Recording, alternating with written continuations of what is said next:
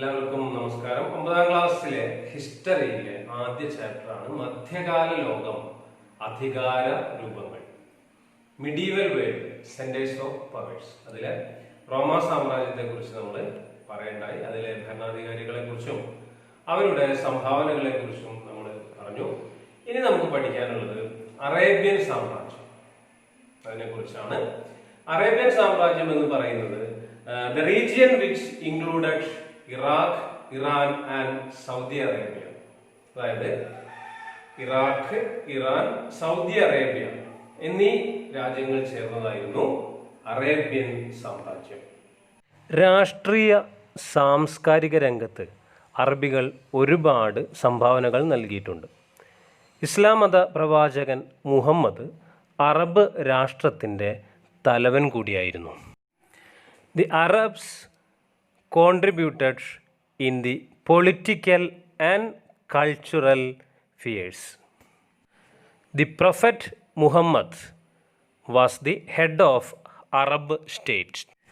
CE 632 പ്രവാചകൻ അന്തരിക്കുന്നു. തുടർന്ന് ഖലീഫമാരാണ് അറേബ്യയിൽ ഭരണം നടത്തിയിരുന്നത്.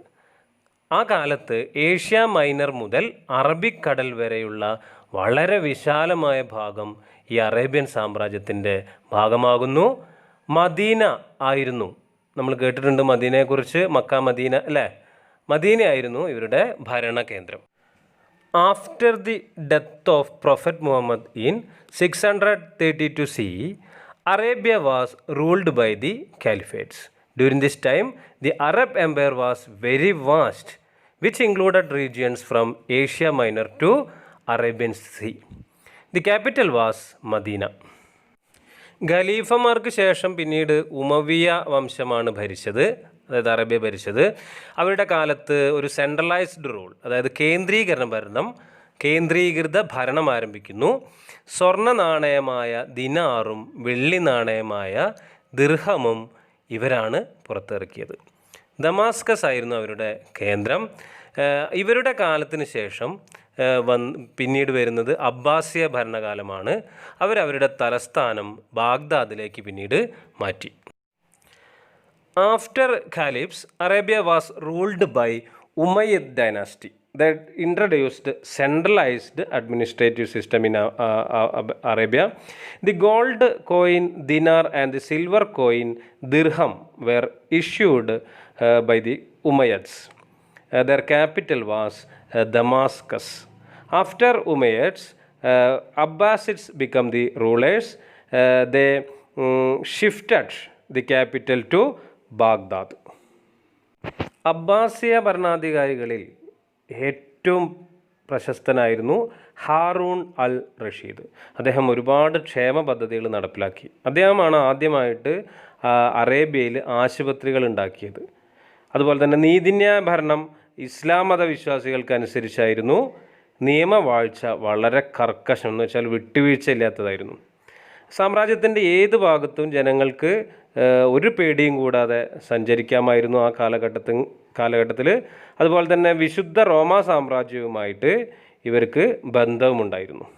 ഷാലിമേൻ കൊട്ടാരത്തിലേക്ക് പ്രതിനിധികളെ അയച്ചിരുന്നു എന്നൊക്കെ പറയുന്നുണ്ട്. Harun al Rashid was the most famous ruler of Abbasid dynasty. He implemented many welfare measures. It was during his period that hospitals were established in Arabia for the first time. Judicial administration was based on the principles of Islam and the rule of law was strictly observed. People can travel anywhere without fear. He established contacts with the Holy Roman Empire. അപ്പോൾ നമുക്കിവിടെ Arabian സാമ്രാജ്യത്തെക്കുറിച്ച് short note, ഒരു കുറിപ്പ് ചോദിക്കാം. അതുപോലെ തന്നെ ഹാറൂൺ അൽ റഷീദിൻ്റെ contributions, സംഭാവനകളെ കുറിച്ച് എഴുതാനായിട്ട് പറയാം. അപ്പോൾ അതുകൊണ്ട് ശരിക്ക് ഭാഗങ്ങളൊന്ന് വായിച്ചു നോക്കാം. ഇനി നമുക്ക് പഠിക്കാനുള്ളത് ഓട്ടോമൻ സാമ്രാജ്യം. നമ്മൾ പശ്ചിമ റോമാ സാമ്രാജ്യത്തിൻ്റെ തകർച്ചയെക്കുറിച്ച് പറയണ്ടായി അല്ലേ. തുർക്കികൾ 1453 കോൺസ്റ്റാന്റിനോപ്പിൾ പിടിച്ചടക്കിയതോടുകൂടിയാണ് പശ്ചിമ റോമ സാമ്രാജ്യം തകർന്നത് എന്ന് നമ്മൾ പറയുന്നത്. അതോടുകൂടി ഓട്ടോമൻ സാമ്രാജ്യം, അതായത് മുഹമ്മദ് II എന്ന ഓട്ടോമൻ ചക്രവർത്തിയാണ് ഈ കോൺസ്റ്റാന്റിനോപ്പിൾ പിടിച്ചടക്കിയത്. അതോടുകൂടി പാശ്ചാത്യ റോമൻ സാമ്രാജ്യത്തിന്റെ അധീനതയിലുണ്ടായിരുന്ന, അതായത് കീഴിലുണ്ടായിരുന്ന പല രാജ്യങ്ങളും ഓട്ടോമൻ സാമ്രാജ്യത്തിന്റെ ഭാഗമായിട്ട് മാറി. In 1453 CE, the Ottoman Empire Muhammad II captured Constantinople. Then the Ottoman Empire strengthened. Then many territories of Western Roman Empire become the part of Ottoman Empire. Sulaiman എന്ന ഭരണാധിയുടെ കാലത്താണ് നമ്മുടെ ഓട്ടോമൻ എംപയർ അതിൻ്റെ ഏറ്റവും ജെനിത്ത്, അതായത് ഉച്ചസ്ഥാനം, ഏറ്റവും ടോപ്പ് ലെവലിൽ എത്തുന്നത്. ഇദ്ദേഹത്തെ അൽ ഖാനുനി, അതായത് നിയമനിർമ്മാതാവ് എന്നാണ് വിളിച്ചിരുന്നത്. കാരണം നമ്മുടെ ജസ്റ്റീനിയൻ ചെയ്തതുപോലെ അദ്ദേഹം എന്ത് ചെയ്തിട്ടുണ്ട്? ഓട്ടോമൻ നിയമങ്ങളെ ക്രോഡീകരിക്കുകയുണ്ടായിട്ടുണ്ട്. അദ്ദേഹം കേന്ദ്രീകൃത ഭരണരീതിയും അവിടെ നടപ്പിലാക്കി. യൂറോപ്പിലെ പല പ്രദേശങ്ങളും ഈ കാലഘട്ടത്തിൽ ഓട്ടോമൻ സാമ്രാജ്യത്തിൻ്റെ ഭാഗമായിട്ട് മാറുന്നുണ്ട്. എന്നാൽ ഒന്നാം ലോകമഹായുദ്ധത്തിന് ശേഷം ഓട്ടോമൻ സാമ്രാജ്യം തകർന്നുപോയി. The Ottoman empire reached its zenith during the time of Suleiman. He was called al Qanuni, the law giver. He codified the Ottoman laws as Justinian and established centralized administration and captured many places in Europe. After First World War, the Ottoman Empire disintegrated. അടുത്തത് Mongolian സാമ്രാജ്യം. മധ്യ ഏഷ്യയിൽ ചൈനയ്ക്കും റഷ്യയ്ക്കും ഇടയിലുള്ള പ്രദേശമാണ് Mongolia. Mongolia is the region between China and Russia in central Asia. വിശാലമായ പുൽമേടുകളും അതുപോലെ തന്നെ മരുഭൂമികളും പർവ്വതങ്ങളൊക്കെയുള്ള നിറഞ്ഞ ഒരു പ്രദേശമായിരുന്നു ഈ മംഗോളിയ എന്ന് പറയുന്നത്. ഇവിടുത്തെ പ്രത്യേകത വേനൽക്കാലത്ത് ഭയങ്കര ചൂടും തണുപ്പ് കാലത്ത് അതിശൈത്യവുമാണ്. അത് ശരിക്കും പറഞ്ഞാൽ നമ്മുടെ മരുഭൂമി കാലാവസ്ഥയാണത്. മരുഭൂമികളിൽ ഇത്തരം കാലാവസ്ഥയാണ് ഉണ്ടാവുക. അവിടെ ചൂടാണെങ്കിൽ ഭയങ്കര ചൂടായിരിക്കും, തണുപ്പാണെങ്കിൽ ഭയങ്കര തണുപ്പായിരിക്കും. ഈ നാടോടികളൊക്കെ എങ്ങനെയാണ് സാധാരണ കഴിയുക? കൂടാരങ്ങളിലല്ലേ. ആ ഒരു ജീവിത രീതിയായിരുന്നു നമ്മളെ മംഗോളിയക്കാർക്കുള്ളത്. മാത്രമല്ല ഇവരിങ്ങനെ കുതിരപ്പുറത്തൊക്കെ ചുറ്റി നടന്ന് വിവിധ ഭാഗങ്ങളിൽ ഇങ്ങനെ താമസിച്ച് വരുന്ന ഒരു ഗോത്ര വിഭാഗമായിരുന്നു. എന്ന് വെച്ചാൽ ഒരു ആദിവാസികളെ പോലുള്ളൊരു വിഭാഗമായിരുന്നു. ഏതായാലും ഇവരെ ഒന്നിപ്പിച്ച് ഒരു മംഗോളിയൻ സാമ്രാജ്യമാക്കി മാറ്റിയത് Genghis ഖാനാണ്. It is a region characterized by vast meadows, deserts and mountains. The climate of Mongolia is extreme because during the time of summer experiencing very hot and during winter experiencing extreme cold. The different tribes among the Mongols who always roamed around on horses. The famous Mongol ruler Genghis Khan unified them and founded the Mongolian Empire. Genghis ഖാൻ്റെ ഭരണകേന്ദ്രം എന്ന് പറയുന്നത് നമ്മുടെ സൈബീരിയയിലെ ഓനോൺ നദീതീരത്തുള്ള കാറക്കോറമായിരുന്നു. എന്ന് വെച്ചാൽ എവിടെയാണ് ഈ Siberia? ഏഷ്യയുടെ വടക്ക് ഭാഗത്ത്. അവിടുത്തെ കാലാവസ്ഥ എങ്ങനെയാണെന്ന് അറിയാലോ? എങ്ങനെയാണ്? വളരെ തണുപ്പേറിയ കാലാവസ്ഥ. ഈ സൈബീരിയയിൽ നിന്ന് നമ്മുടെ നാട്ടിലേക്കൊക്കെ ഒരു ദേശാടന പക്ഷി വരാറുണ്ടല്ലോ. അതിൻ്റെ പേരെന്താണ്? സൈബീരിയൻ കൊക്ക് അല്ലേ? ഏറ്റവും ദൂരത്തിൽ സഞ്ചരിക്കുന്ന ദേശാടന പക്ഷികളിൽ ഒന്നാണ് സൈബീരിയൻ കൊക്ക്. The seat of Genghis Khan was at Karakorum on the banks of the river Onon in Siberia. അതിശക്തമായ കുതിരപ്പടയായിരുന്നു നമ്മുടെ മംഗോളിയൻ സൈന്യത്തിൻ്റെ പ്രധാനപ്പെട്ട സവിശേഷത. The special feature of the Mongol army was its strong cavalry. ഈ കുതിരപ്പുറത്തു നിന്ന് ഉപയോഗിക്കാൻ പറ്റുന്ന ചെറിയ ടൈപ്പ് പീരങ്കികളുണ്ട്. അത് ഈ സൈന്യത്തിൻ്റെ പ്രധാന സവിശേഷതകളിൽ മറ്റൊന്നായിരുന്നു. മാത്രമല്ല ചാരസംഘവും ഉണ്ടായിരുന്നു. എന്ന് വെച്ചാൽ രാജ്യത്തിൻ്റെ വിവിധ ഭാഗങ്ങളിൽ രാജാവിനെതിരെയോ അങ്ങനെ എന്തെങ്കിലും നടക്കുന്ന കാര്യങ്ങൾ അറിയാൻ ചാരസംഘങ്ങൾ ചെങ്കിസ് ഖാന് ഉണ്ടായിരുന്നു. The another main attraction of the army was the small cannons which could be used while sitting on horseback. Moreover, he maintained a well-organized espionage.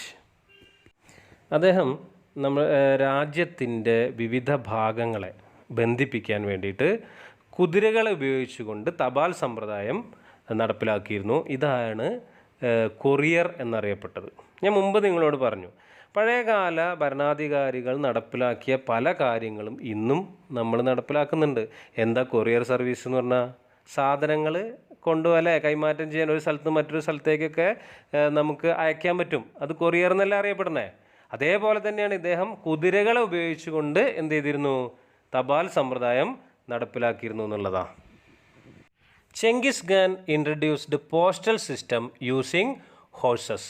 This was known as the courier. പരീക്ഷകളിൽ സ്ഥിരമായിട്ട് ചോദിക്കുന്നൊരു ചോദ്യമാണ് Genghis ഖാൻ്റെ സംഭാവനകളെക്കുറിച്ച്. അപ്പോൾ അത് നന്നായിട്ട് മനസ്സിലാക്കി വെക്കുക. ഇനി നമുക്ക് പഠിക്കാനുള്ളത് മാലി എംപയർ, മാലി സാമ്രാജ്യത്തെക്കുറിച്ചാണ്. ആഫ്രിക്കയിലെ പ്രധാന സാമ്രാജ്യങ്ങളിലൊന്നായിരുന്നു മാലി. The Mali Empire was one of the famous empire of medieval Africa. Kangan മൂസയായിരുന്നു മധ്യകാല ആഫ്രിക്കയിലെ ഏറ്റവും പ്രധാന ഭരണാധികാരിയായിരുന്നത്. ഇദ്ദേഹത്തിനെ പാശ്ചാത്യ രേഖകളിൽ മൻസ മൗസ എന്നായിരുന്നു വിളിച്ചിരുന്നത്. അവിടുത്തെ വലിയ സ്വർണശേഖരങ്ങൾ വളരെ പ്രസിദ്ധമായിരുന്നു. മാത്രമല്ല മാലി വളരെ സമ്പന്നവുമായിരുന്നു. എന്താ കാരണം? ഇഷ്ടംപോലെ സ്വർണ്ണഖനികൾ ഉണ്ടായിരുന്നു. ആഫ്രിക്കയുടെ ഒരു പ്രത്യേകതയാണ്, അവിടെ വിശാലമായ സ്വർണ്ണഖനികളുണ്ട്. അതുകൊണ്ട് തന്നെ പഴയ കാലത്ത് വിദേശ അധിനിവേശം വളരെ കൂടുതൽ നടന്നിരുന്നൊരു പ്രദേശവും കൂടിയായിരുന്നു Africa. Kankan Musa was a famous ruler of medieval Africa who was known as in European records as Mansa Musa. Mali was a very wealthy region during that time because many huge treasures of gold was found there. തിംബുക്തു എന്നറിയപ്പെടുന്ന പ്രദേശമായിരുന്നു ആ കാലഘട്ടത്തിൽ പിന്നെ മാലിയിലെ ഏറ്റവും പ്രധാനപ്പെട്ട സാംസ്കാരികവും അതുപോലെ തന്നെ കച്ചവട കേന്ദ്രവുമൊക്കെ. ഇറ്റലിയിലെ വെനീസ്, അതുപോലെ തന്നെ ഗ്രാനഡ, ജനോവ അവിടങ്ങളിലൊക്കെ വ്യാപാരികൾ ഇവിടെ എത്തി സ്വർണം അതുപോലെ തന്നെ ആനക്കൊമ്പ് എന്നിവയൊക്കെ കച്ചവടം നടത്തിയതായിട്ട് പറയുന്നുണ്ട്. കൂടാതെ അടിമ കച്ചവടത്തിൻ്റെയും കൂടി പ്രധാന കേന്ദ്രമായിരുന്നു ഇത്. നമുക്കറിയാം ആഫ്രിക്കയിൽ അടിമ വ്യാപാരം ആ കാലഘട്ടങ്ങളിലൊക്കെ നിലനിന്നിരുന്നു. ആ കാലത്ത് അവിടെ നിലനിന്നിരുന്ന പ്രധാന വിജ്ഞാന കേന്ദ്രമായിരുന്നു നമ്മുടെ തിംബുക്തു. അവിടെ പിന്നെ സർവകലാശാലയൊക്കെ ഉണ്ടായിരുന്നു. മാത്രമല്ല ഗ്രേറ്റ് മോസ്ക് എന്നറിയപ്പെടുന്ന കങ്കൻ മൂസ പണി കഴിപ്പിച്ചിട്ടുള്ള സ്ഥാപനം ആ കാലഘട്ടത്തിലെ പ്രധാന ഇസ്ലാമിക പഠന കേന്ദ്രവുമായിരുന്നു. Timbuktu in the empire of Mali was the most important cultural and commercial centre of medieval Africa. Merchants of Venice, Granada and Genoa reached there and marketing their merchandise such as gold and ivory. Moreover, it was also a center of slave trade. The University of Timbuktu was one of the leading centers of knowledge of that period. The Great Mosque conducted by Kangan Musa at Timbuktu was the leading center of Islamic studies during that time. മധ്യകാലഘട്ടത്തിൽ ശക്തമായ ഭരണ സംവിധാനം നിലനിന്നിരുന്ന ഏഷ്യയിലെ രണ്ട് പ്രധാന രാജ്യങ്ങളായിരുന്നു ചൈനയും അതുപോലെ തന്നെ ജപ്പാനും. China and Japan were the countries in Asia where efficient administrative system existed during the medieval period. മധ്യകാലത്തിൻ്റെ ആദ്യഘട്ടങ്ങളിൽ ടാങ് എന്ന് പറയുന്ന രാജവംശമായിരുന്നു ചൈന ഭരിച്ചിരുന്നത്. പ്രത്യേകത, ചക്രവർത്തിയിൽ പരമാധികാരം എന്ന് വെച്ചാൽ എല്ലാ അധികാരവും രാജ്യത്തിൻ്റെ നിക്ഷിപ്തമായിരുന്നു. അവിടുത്തെ ഉദ്യോഗസ്ഥന്മാരെ നിയമിച്ചിരുന്നത് വിദ്യാഭ്യാസ യോഗ്യത നോക്കിയിട്ടാണ്. നമ്മൾ ഇന്നത്തെ പോലെ തന്നെ ഇന്നും നമ്മൾ വിദ്യാഭ്യാസ യോഗ്യത നോക്കിയിട്ടല്ലേ ഉദ്യോഗസ്ഥന്മാരെ നിയമിക്കുന്നത്. അത് പണ്ടേ ഉണ്ടായിരുന്നു. മാത്രമല്ല ടാങ് ഭരണാധികാരികൾ മതസഹിഷ്ണുത പുലർത്തിയിരുന്നവരായിരുന്നു. ഒരു പ്രത്യേക മതത്തിനെയൊന്നും പ്രൊമോട്ട് ചെയ്തിരുന്നില്ല. മാത്രമല്ല കച്ചവടത്തെ പ്രോത്സാഹിപ്പിച്ചിരുന്നു അവർ. ടാങ് വംശത്തെ തുടർന്ന് അവിടെ സോങ്, മിങ്, മഞ്ജു രാജവംശങ്ങളാണ് പിന്നീട് ഭരിച്ചിരുന്നത്. The initial stage of the medieval period China was ruled by Tang dynasty. The sovereignty of the country was vested in the empire. The officials were appointed on the basis of educational qualifications. The Tang rulers were tolerant towards all religions and they promote trade and commerce. After Tang, China was ruled by Song, Ming and then Manchu dynasties. ചൈനയിലെ പോലെ തന്നെ ജപ്പാനിലും ഈ കാലഘട്ടത്തിൽ ചക്രവർത്തിക്കായിരുന്നു ഏറ്റവും ഉയർന്ന പദവി. ഈ കാലഘട്ടത്തിൽ ഫ്യൂഡൽ പ്രഭുക്കന്മാരായിട്ടുള്ള ഷോഗണുകളായിരുന്നു അധികാരം കൈയടക്കി വെച്ചിരുന്നത്. ഭൂമിയുടെ നിയന്ത്രണവും ആർക്ക് തന്നെയായിരുന്നു? ഈ ഷോഗണുകൾക്കായിരുന്നു. നമ്മുടെ ടോക്കിയോ ഉണ്ടല്ലോ, ടോക്കിയോ ഒരു ഭരണ കേന്ദ്രമായി വികസിച്ച് വന്നത് ഈ കാലഘട്ടത്തിലാണ്. Emperor was the supreme head in political affairs during the medieval Japan also. But during this time, administration was overhauled by the feudal lords known as shoguns. The entire land was under the control of these shoguns. Tokyo emerged as center of power during this period. മധ്യകാല America പുരാതന കാലം മുതൽ തന്നെ, അതായത് പണ്ട് കാലം മുതൽ തന്നെ വടക്കേ അമേരിക്കയിലും തെക്കേ അമേരിക്കയിലും ഒരുപാട് തനതായ സംസ്കാരങ്ങൾ നിലനിന്നിരുന്നു. നമ്മൾ ചെറിയ ക്ലാസ്സിലൊക്കെ പഠിച്ചിട്ടുണ്ട്. നിങ്ങൾ കേട്ടിട്ടുണ്ടാവും മായൻ, ഇൻക, ടോൾടെക്, അസ്റ്റെക് എന്നൊക്കെ പറഞ്ഞിട്ട്. ഇത് 16-ാം നൂറ്റാണ്ടിൽ അമേരിക്കയിലേക്ക് ഉണ്ടായ യൂറോപ്യൻ കുടിയേറ്റത്തെ തുടർന്നാണ് ഈ പഴയ സംസ്കാരങ്ങളൊക്കെ നശിച്ചു പോയത്. From ancient time onwards, indigenous civilizations prevailed in both North America and South America. These were the ancient civilizations existed in North America and South America. The administrative systems in these regions were purely indigenous. ഇതൊക്കെയാണ് അമേരിക്കയിലുണ്ടായിരുന്നത്, അതായത് വടക്കേ അമേരിക്കയിലും തെക്കേ അമേരിക്കയിലും നിലനിന്നിരുന്ന സംസ്കാരങ്ങൾ. ഈ സംസ്കാരങ്ങളുടെ ഒരു പ്രത്യേകത എന്ന് പറയുന്നത് തദ്ദേശീയമായ ഭരണരീതികൾ എന്ന് വെച്ചാൽ അതത് പ്രദേശങ്ങളിൽ നിലനിന്നിരുന്ന ഭരണരീതികൾ അതായിരുന്നു ഇവിടങ്ങളിലൊക്കെ ഉണ്ടായിരുന്നത്. ഇനി മധ്യകാല ലോകത്തിൽ നിലനിന്നിരുന്ന ഒരു വ്യവസ്ഥ, അതിനെക്കുറിച്ച് നമ്മൾ മുമ്പ് കേട്ടിട്ടുണ്ട്. ഫ്യൂഡലിസം എന്നാണ് അതിൻ്റെ പേര്. മധ്യകാല യൂറോപ്പിൽ നിലനിന്നിരുന്ന ഭൂമി കേന്ദ്രീകൃതമായിട്ടുള്ള സാമൂഹിക, സാമ്പത്തിക, രാഷ്ട്രീയ വ്യവസ്ഥിതിയാണ് ഫ്യൂഡലിസം എന്ന് പറയുന്നത്. ഇത് 15-ാം നൂറ്റാണ്ടിന്റെ അവസാനത്തോടുകൂടി തകരാൻ തുടങ്ങി ഫ്യൂഡലിസം. ആ ഫ്യൂഡലിസത്തിന്റെ തകർച്ചയ്ക്കുള്ള കാരണങ്ങൾ എന്തൊക്കെയാണ്? The socio economic and political system that existed in medieval Europe based on land was known as feudalism. From the 15th century onwards, feudalism began to decline in Europe. Agricultural production decreased due to climate change, famine, plague and Black Death, crusades, king's monopoly of gunpowder, peasant revolts, emergence of nation states were the causes of decline of feudalism. 15-ാം നൂറ്റാണ്ടോടെ യൂറോപ്പിൽ feudalism തകരാൻ തുടങ്ങി. കാലാവസ്ഥാ വ്യതിയാനവും കാർഷികോൽപാദനത്തിലെ കുറവും ഇതിനൊരു കാരണമാണ്. എന്ന് വെച്ചാൽ കാലാവസ്ഥയിലുണ്ടാകുന്ന വ്യത്യാസങ്ങൾ കൃഷിയിൽ വലിയ കുറവ് വരുത്തും.